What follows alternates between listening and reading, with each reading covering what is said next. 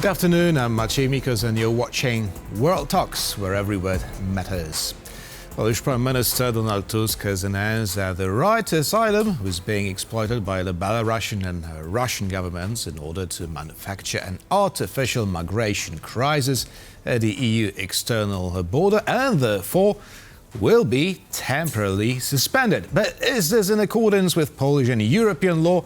And is the ruling coalition exploiting the same fears as the former ruling party, that is Law and Justice? Well, to discuss the issue, we're joined by Professor Paula Pustułka from the SWPS University in Warsaw. Good afternoon.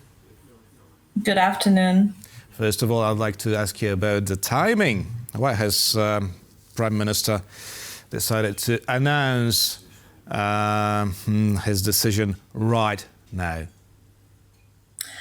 Well, I mean, I'm not a political analyst, so I guess that might be a misdirected question, but there is something very interesting about how this feels so short-termism and seems also to be focused on potentially some worries that have been or have befallen the ruling coalition in terms of potentiality of it breaking down already, and whether some kind of mobilization of voters from the right can be needed, because the way those issues have been framed sounded really populistic and really, I guess, appealing to the voters of the Law and Justice Party that could potentially jump ship, which would be beneficial for Tusk in the potential absence of the leftist supporters and the coalition breaking down. Now, realistically speaking, do you see a large group of Law and Justice voters now turning their attention to Donald Tusk and the Civic Coalition just because he changed his views on the border crisis? I don't think he's necessarily changed his views. I think that he just started expressing them more directly and in more, let's say, rhetorical terms that speak to different types of voters. Because I guess when we look or when we hear the statements that are being made, they sound very populistic, they sound very isolationist, and they also appeal to people who would be located in the center of the voter spectrum and I have no experience with migration themselves, or have some bad experience locally, which is more rare but still happens. And then those are the voters who are convinced that Poland should remain homogenous and should remain culturally sort of one-notish. Mm-hmm. Well, you said that that Donald Tusk didn't change his political views. Now, let me quote the Prime Minister from 3 years ago. Of course, he was not the Prime Minister then. No one wants to live in a country where the authorities pose a dilemma, security or humanity, end of quote. So that is a change of views. Well, it might sound like it, but if you remember the long-term career of Donald Tusk, it has not started 3 years ago. It has been developed for a longer period of time. And I guess he does cater to those particular interests. And then this particular political moment, migration seems to be the more of a appealing interest than some of the issues that he should be focused on. Because we have one of the biggest demographic crises, and he seems to still ignore it in the sense of not seeing the interdependencies and links between migration and demography. Right. So would you say that Moscow should be happy about the current hot topic in Polish politics? Because it may seem like the part of the hybrid war against Poland plan. Can you repeat that question? Well, the migrant crisis You're breaking down on the connection. I'm sorry. Right. The migrant crisis at the Polish-Belarusian border has been orchestrated by the Kremlin. There's no doubt about it. Now, would you say that Moscow should be therefore happy with the current state of affairs in Polish politics, now that Polish politicians are concerned with the border crisis mainly and with the asylum issue rather than other problems they should face? I guess that the point that I would also make is what does it mean for the Polish-Ukrainian relations? Because the way that Tusk framed the particular, what he said, failings of the past government's migration policy kind of brought all of the migrants together and said that the migration to Poland has been the biggest. Yes, it has been in the recent years, but that has also come from the war in Ukraine. So it is not clear how that may have a bearing also on Polish-Ukrainian relations. So not only on the hybrid war on the Polish-Belarusian border, but also in the changing sentiments that Polish population has towards Ukrainians. And in that combined, you have a new rhetoric that might, in fact, lead us more astray in terms of relationships with the European Union as well. Right, but Prime Minister Tusk was rather talking about asylum seekers strictly, and I'm wondering how many of those have been applying for an asylum in Poland. How many of the people illegally crossing the border want to stay in Poland and obtain an asylum status?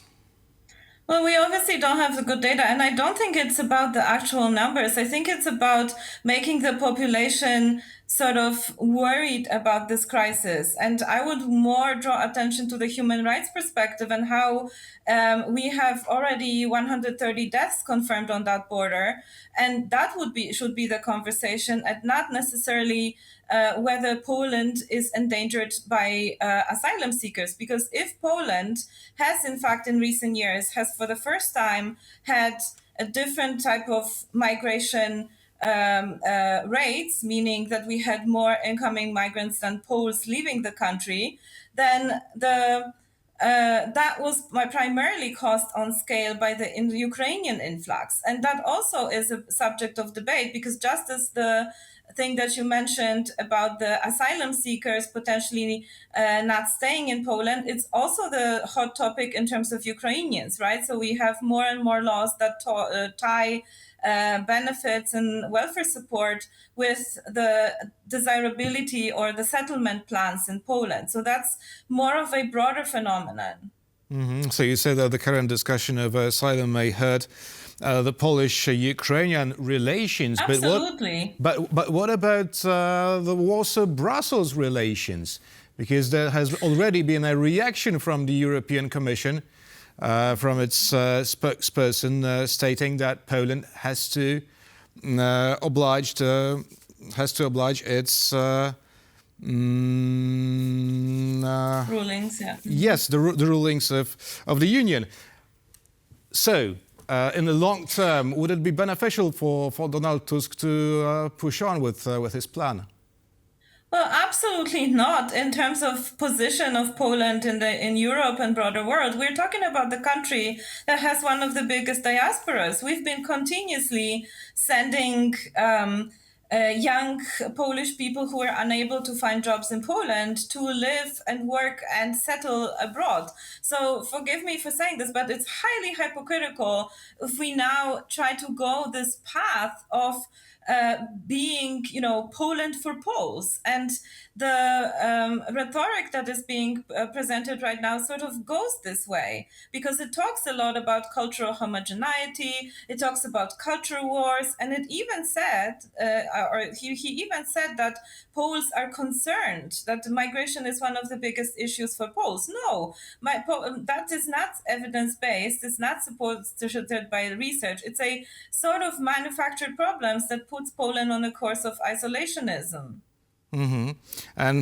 And well, yet again, can it backfire at Donald Tusk? I mean, now using the very same rhetoric as the former ruling party, and introducing much of confusion among Civic Coalition voters. Well,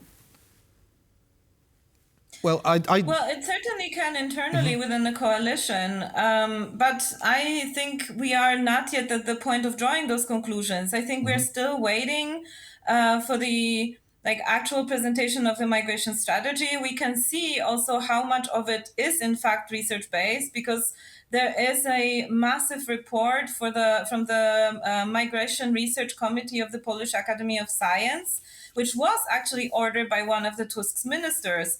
And that has, of course, some notes on security and safety, but primarily on human rights and integration. So there's also this question on how the inner relations in the coalition and the Tusks so far, I would say decent relations with the scientific community will be impacted by this disregard for the newest data on migration.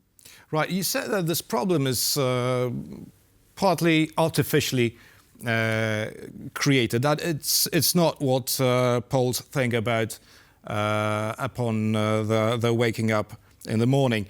Now, the Law and Justice proposes to conduct a referendum on the issue. Now, do you think that would be a good idea?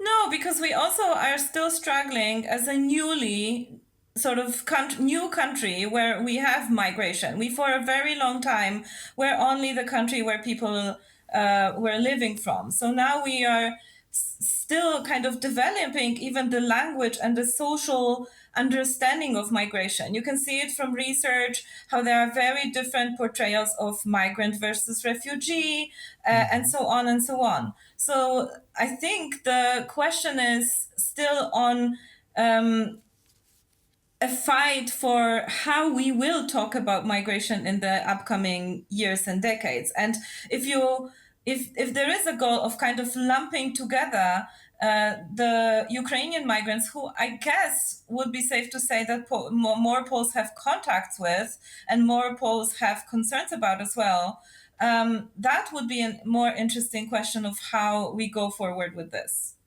So what are we afraid of, we, as the nation? Because, well, I just can't believe that it's just the politicians creating the problem.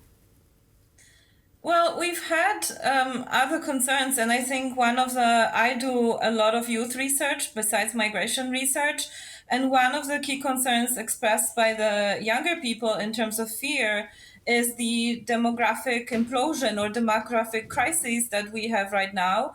And a lot of young people are kind of requesting this fact-checking on how migration could potentially benefit the problems related to the demographic crisis that obviously also has a bearing on housing and education and employment and family relations and so on.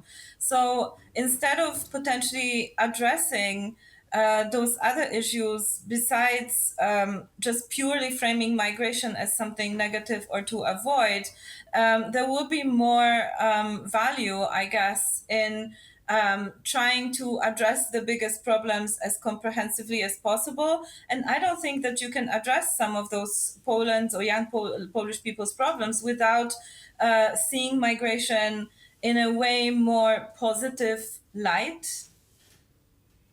And we'll put a full stop here, at least for today. Professor Paula Pustułka from the SWPS University in Warsaw was our guest today. Thank you very much. Thank you. And thank you for watching, and stay with us for more here on TVP World. More World Talks coming up next.